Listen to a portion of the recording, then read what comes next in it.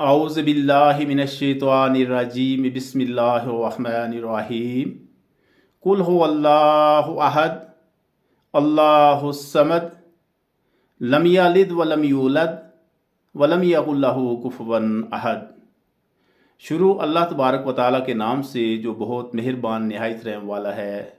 कह दीजिए कि अल्लाह एक है, अल्लाह बेनियाज है, ना वो बाप है और ना बेटा है और ना उसका कोई हमसर है। सदक़ल्लाहुल अज़ीम। सूरह इखलास सूरह नंबर 112 मक्की सूरह है और इसकी कुल 4 आयत हैं। नबी रहमत सल्लल्लाहु अलैहि वसल्लम ने इस सूरह मुबारका को सुलुस कहा है, जिसके मानी है 1/3 या तीसरा हिस्सा, यानी कि इसकी तिलावत करने का सवाब 1/3 कुरान पाक पढ़ने के बराबर है। ये हदीस है बुखारी शरीफ की 5013। असहाबा इकराम रज़ी अल्लाह ताला अन्हु अजमाइन ये इस सूरा को अपनी जो उनकी इनफरादी नमाज़ें हुआ करती थी उसमें हर रकात के साथ किसी सूरत के साथ इसको मिला करके पढ़ते थे।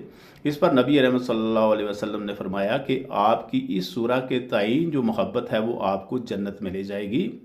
ये बुखारी शरीफ की हदीस नंबर 774 है, 774। तो इसका जो शान नज़ूल ये है कि जो मुखालिफिन इस्लाम हैं वो नबी रहमत सल्लल्लाहु अलैहि वसल्लम से पूछा करते थे कि आपके रब का, आपके अल्लाह का शजरा नस्ब क्या है। तो उस पर ये सूरत नाजिल हुई कि जिसमें ये फरमाया गया अल्लाह तबारक व तआला की तरफ से कि अल्लाह का कोई शजरा नस्ब नहीं है। अलबत्ता ये जो 4 आयात हैं ये आपके सवालात के जवाबात हैं। सबसे पहला ये है कि कह दीजिए अल्लाह एक है। कुल हुवल्लाहु अहद। अब कह दीजिए इनको कि अल्लाह एक है, वो एक जो कि अर्श पे मस्तवी है और कोई दूसरा अर्श नहीं है और ना कोई दूसरा किसी अर्श पे मस्तवी है।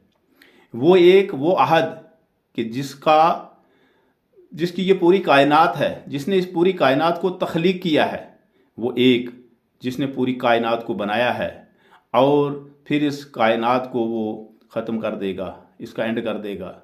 और जो हर जिंदा चीज़ को पैदा करता है फिर उसको मारता है और फिर दोबारा ज़िंदा करेगा। और वो एक कि जिसकी ताकत के बराबर किसी की ताकत नहीं। अन्नल क़ुव्वत लिल्लाहि जमीआ। वो एक जो कि हमेशा से हमेशा है, जिसका कोई आगाज़ नहीं, जिसका कोई इख्तिताम नहीं। तो ये इसके ऊपर जितना भी कहा जाए कह नहीं सकता आदमी कि जो अहद है ये वाहिद से भी कहीं बढ़कर चीज़ है। अहद जो तने तनहा है, जिसका ना आगे ना पीछे, कहीं हम सोच भी नहीं सकते कि ये अहद इसके मानी क्या है। अलबत्ता हमारी सोच तो इतनी है कि अल्लाह जो है वो वाहिद है, उसका कोई दूसरा नहीं। अल्लाह समद, अल्लाह बेनियाज है। बेनियाज का मानी कि जिसको किसी चीज़ की ज़रूरत नहीं पड़ती, वो हर एक ज़रूरत से बेनियाज है।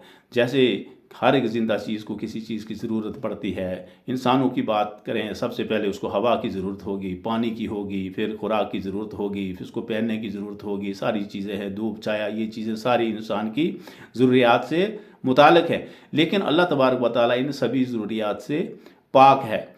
तो अहद के दूसरे मानी जो अंग्रेज़ी में लिखे हैं वो ये है द एटर्नल रेफ्यूज। एटर्नल का मानी हो गया हमेशा से हमेशा, यानी अजली अबदी। रेफ्यूज का मानी हो गया जाए पनाह या सहारा या आसरा या छाया। वो ऐसा साया है, ऐसा छाया है, ऐसी जाए पनाह है जो एटर्नल है, हमेशा से हमेशा तक है, जिसको कभी ज़वाल नहीं है, जो हमेशा सदाबहार है। मीर तकी मीर के वालिद साहब मीर तकी मीर को कहा करते थे कि बेटा ऐसे बाग का माली बनो जिसको कभी ज़वाल नहीं है। हज़रत अमीर खुसरो ने एक शेर लिखा है जिसका एक मिसरा मुझे याद है। वो लिखते हैं कि तू मुझे अपने ही रंग में ही रंग दे, मुझे अपने ही रंग में रंग दे, तू है मेरा महबूब इलाही।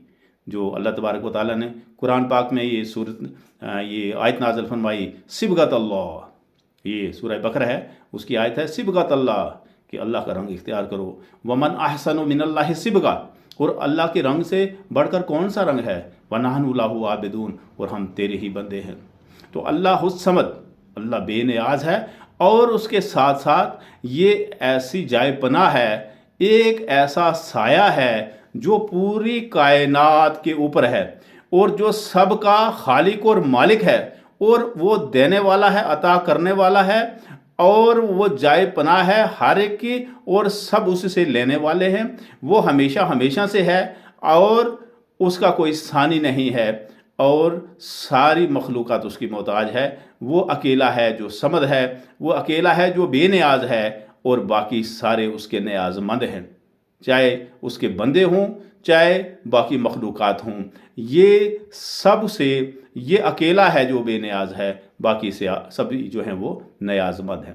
لم یلد، نہ وہ باپ ہے، انگلش میں کہا گیا ہے نائدر بیگیٹس، نہ وہ باپ ہے، باپ کی اولاد ہوتی ہے، لیکن وہ باپ ہی نہیں ہے، وہ تو مالک ہے، وہ تو تخلیق کار ہے پوری کائنات کا۔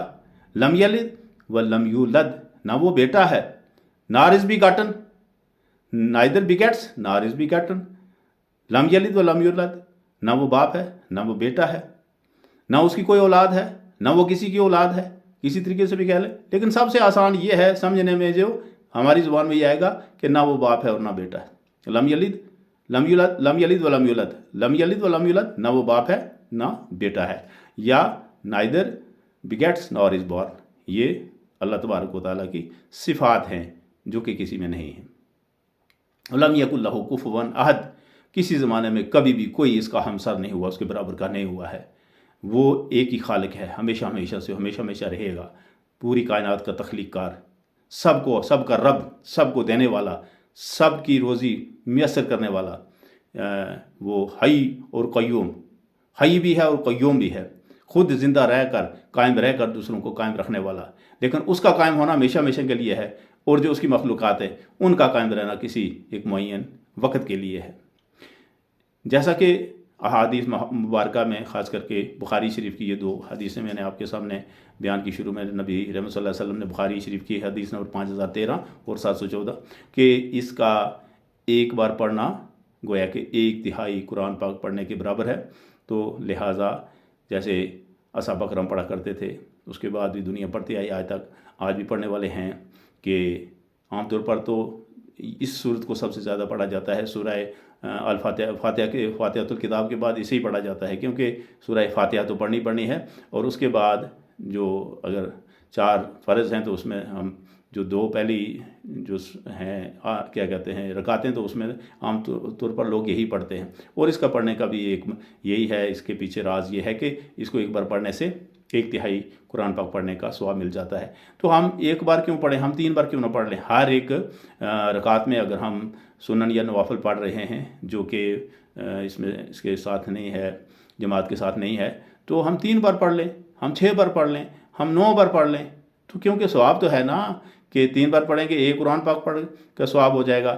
جیسے ہم ایک بار پڑھیں گے تو بسم اللہ الرحمن الرحیم، قل هو اللہ احد اللہ الصمد لم یلد ولم یولد ولم یکن لہ کفوا احد، تو اس میں 7-8 سیکنڈ لگے ٹوٹل۔